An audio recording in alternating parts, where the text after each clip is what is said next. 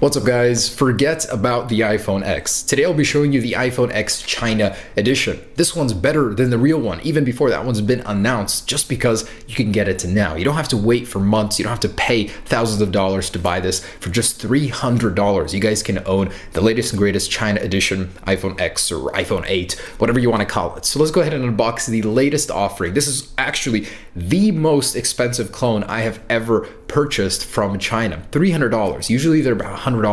This one comes with top of the line materials, top of the line display, top of the line everything as far as China edition goes. So let's take a look at that. Now don't let the appearances fool you. This is the latest and greatest from China. So it's a little rough on the edges on the packaging, but I'm sure inside it'll well make up for that. So let's get in here. It's a little unconventional, you know. They save on the packaging quality to bring you a better product. At least that's why I think they're doing this. So, popping this in, let's see. Now, if you guys remember a little while ago, I did share with you the first edition iPhone 8 clone, and this one is miles better. This one actually represents the original design, so it'll be more of a one-to-one, not this weird ratio, tiny version. This one compared to the official, as you can see, is very tiny. Camera lens is elongated, kind of weird looking. You know, they didn't really know what they were working with first, so the display definitely, oh boy, that is hideous. So let's see how this one did. Hopefully a little bit better. Packaging is different already. Ooh. And here it is. Very nice. So definitely more representative of the final product here. Camera sensors are looking a little funky, both of them the same size. They will not be the same size on the original. One of them is going to be slightly bigger than the other, just a little bit. But here it is. iPhone, pretty okay. Let's see what it says. iPhone 8 Plus. So they didn't get the naming right on this one, but no matter. You know, as long as the actual product inside is correct. So let's go ahead and unbox this guy. iPhone 8 Plus. That will be a real product, but it won't be the one with the vertical cameras. That's going to be the iPhone X model. Okay, and here it is. So definitely a little bit more accurate inside. We've got this. Still no Apple stickers. The day a clone comes with Apple stickers is the day I will cry on camera for the first time. And this guy feels solid. It feels very hefty. That's nice. The feeling of premium quality just because it's heavy. We've got our accessories here. Unfortunately, no bundled AirPods this year, but we do have these. I wonder, do these come with a lightning? Oh, they do. So I'm assuming this doesn't have a headphone jack either. All right, so that is the iPhone 8 packaging. Let's check out the actual product. So how do I get this out of here? They actually sealed it in, so I literally have to cut it out of here. Okay. All right, and please be good. Did they really seal it into both of these? Wow, airtight. Okay. Ooh, iPhone. And here it is. Guys, look at that. They actually put an effort into getting those curved corners up on top, the sensor bar.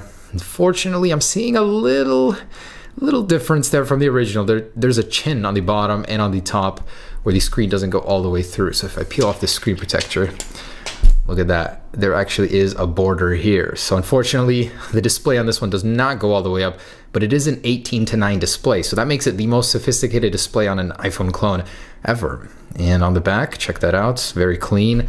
No FCC labels. Looks definitely in tune with more of the original here. So this is an early look, but still pretty dang good for the real deal, or the real clone deal. Camera lens looks definitely better than this one. You know, this design in general, I do like it. I mean, I don't see why people are disliking it. It looks cool, something different. Let's go ahead and power it on. And by the way, this has the longer power button here, and hopefully it's charged up here. On the bottom, we got our lightning port, stereo, well, just speakers for now, and then this one might have a stereo speaker up here, who knows. Tiny status bar cut out there, the speaker grill. There it is. Dang, that's not bad. That gives you a huge user experience, and that's a very sharp display. So you definitely get what you pay for with this. $300 for a clone is no laughing matter. Let's see how the software does though. Does it make up for the price? So build-wise, I definitely say it's definitely the most well-built clone I've felt. Metal border there. This actually might be glass on the back, and not sure how I feel about this. Is it a resistive touchscreen? All right, so press home to open. They actually included a virtual on-screen home button on this guy, And as we saw in some of the earlier concepts, that is how you're going to operate the home button on this one. On the real one, we're going to see some sort of gestures. And as you can see, double tap there opens up the app switcher. Okay, get started on home. No thanks. So what do I have to click? Double tap to go home every single time? Are you serious? It does not go home from one tap. Interesting. That's kind of annoying. Ooh, there's Control Center. So they did copy the iOS 11 Control Center even. That's funny. Ooh, that works very well, surprisingly. It's a very bright display. Furry clone, very good. And I wonder if it can be adjusted and controlled. This is actually the first time I've actually seen an iOS 11 running clone. So that's kind of cool. You actually hold on these and they open up the platters. I wonder if it has 3D touch. Seems like it doesn't, definitely. Let me see. How do I activate Siri? Do I hold this? And nothing. So if I hold it, does it go home? No, it does not. Interesting. They kind of complicated this for no reason.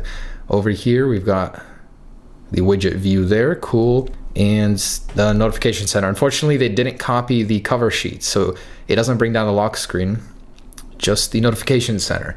Anyways, still acceptable for iOS 11. Let's go ahead and see what this thing is running. So let's jump in here. Definitely doesn't have the new icons from later betas of iOS 11, but iOS 11.0.1, cool. So this was a firmware that was rumored the iPhone 8 is going to come with it. Looks like it does. But we've got 128 gigabytes here, and this I believe is real 128 gigabytes for the price tag. Man, oh, that's annoying. No home with a single button. Even the App Store icon is not changed. The Maps is the old one. It's not the real deal, unfortunately. But it does look very good. I like how they blended the corners. Looks very sharp. So the display is pretty clean on this guy. The OS is there. Let's see what each one looks like. So that's the camera, the music player here. Wow, they really went above and beyond to copy all of those. That's cool. Let's see if they got the new App Store or if that's just a Play Store. Oh, wow. That's cool. That's the first time I've ever even saw a cloned App Store. Let me connect it to Wi-Fi and see if it actually works. Oh, home button started working. Okay, cool. That is actually amazing. The amount of effort these guys put to trick you into thinking that's a real App Store is amazing. So they have some sort of custom App Store on here with the very same look, and at least the features works. Categories, yeah, so this thing actually works. You're not going to find all the apps you want in here, but that is pretty neat. They got the animations even, so the animations very similar to the ones currently in iOS 11. Let's see the lock screen. Press home to open. Oh, whoa, what? So you can actually slide into the camera and it unlocks the device? Oh, no, it doesn't. Just a weird glitch. All right, that's kind of interesting. It's just funny for me to go through this and see how they program this thing compared to the real deal. And look, here is the real App Store. So if you want the Play Store, not the BS one over here, you're gonna find that in the extras. So what else? What else could I show you guys? I got Safari, definitely cloned that one. The phone application. Let's see if they got a dark mode in here. Did these guys put a dark mode in before Apple even? Unfortunately, none of that. And automatic backlight setting is still in here. They didn't move it. Let's see what kind of wallpapers they got in here. If they got the same. Yeah, they actually got the same. So none added, none removed either. That's funny. They even copied the iOS 11 calculator look. So that attention to detail certainly is there. Unfortunately, I wasn't able to get Siri working, which I'm sure they don't even have. It'd probably be a Google Now overlay. Let's go ahead and see how fast this thing is and what it's actually running. And they do actually have a fake 3D touch. So you hold and long press on an icon. I'm guessing if you keep pressing it, you can wiggle it. Or no, I guess not. You can't wiggle that one, but you can wiggle others that don't have that menu. And it's pretty responsive. Sorry, I keep getting distracted here, but this is hilarious. They actually want you to believe that Touch ID is working on this virtual home screen button. So it's scanning it, adjusting my grip. And what a dream this would be if this was real, but that'd be so funny. A clone comes to market with an under the screen embedded fingerprint sensor before Apple. And let's go ahead and see if this works. And I tried to see if there was any iris sort of facial unlock system. Unfortunately, there isn't.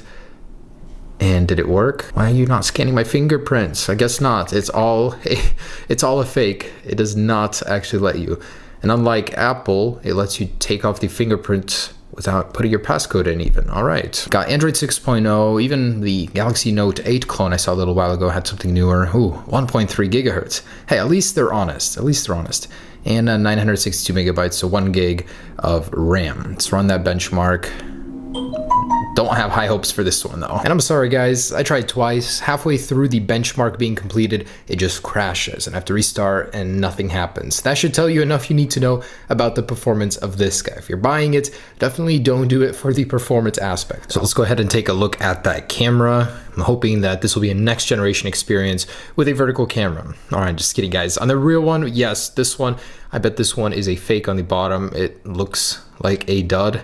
But we'll open it up and take a look in just a second. All right, so I'm starting from a dark to light environment, and wow, look at that motion blur. This is just walking down. If I stand still, it's still hard for it not to happen. Hard to believe that Apple changed these cameras at all, you know? I would expect a little bit more from a vertical lens camera. Should be doing a little bit better. Let's do some panning here, up, down to light. Oh my gosh. How is this worse than the last clone? That is truly awful. Oh my goodness. So if you're buying this for the camera, just know this literally should not even be defined as a camera. It is so bad. And the front-facing camera, hard to say it's any better. I don't even know what all of those little things are. I bet they're duds, but there it is. Also some pretty awful motion tracking blur there.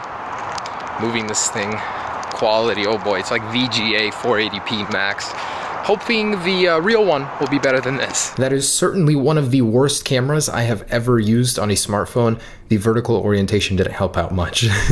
All right, guys, next up, let's see if we can get an Antutu out of this guy. And once again, another failure. I have never had this where a device just simply refuses to do a test, both on Antutu and on Geekbench. It keeps restarting from the beginning here. So I cannot give you an accurate representation of how this phone performs via GPU or CPU, unfortunately. So that's not gonna happen. It just keeps restarting, as you can see right here. I'm gonna go back over and over. All right, so let's try and get in here. I don't know how difficult this could be, if this is real glass or not. I'll find out if I break it or not, but oh, there we go. Not too difficult. And here it is. So disassembling. Oh, so that is plastic. It's not glass. It's very different inside from other clones that I've seen actually. They're using a different color. Usually they use a green silicon. Camera is really tiny up there in the corner. Very neat battery, not those usual silver plated. It looks very clean inside. I like that. For a clone, that's very impressive. So this one is more reminiscent of an iPhone inside. Usually they're split up with a whole logic board down here and then the battery up here or vice versa. And this one is all over the place. It's kind of cool. Can't tell if this is a dud though. Most likely it is, as the camera is straight awful. We have little slots here for an SD card if you want to expand your storage. Made it easy for you. So overall, pretty cool. All right, guys, so there it is, the iPhone 8 Plus or iPhone X clone before the official release. Hope you enjoyed that. Would I recommend this at $300? Oh dear, no, no way. I mean, if you want to have this at a fraction of the price of the original, just to see the design for yourself, just to show off without actually having to spend $1,000, sure, go ahead. But I would not recommend it at $300 for a daily driver. You can buy an iPhone SE at that price used, and it'll do so much better than this. Anyways, hope you enjoyed it. As always, just a funny clone video, nothing meant to be used as an original. Hopefully they'll have some better clone versions in the future, but this is the best iPhone 8 clone yet. Peace.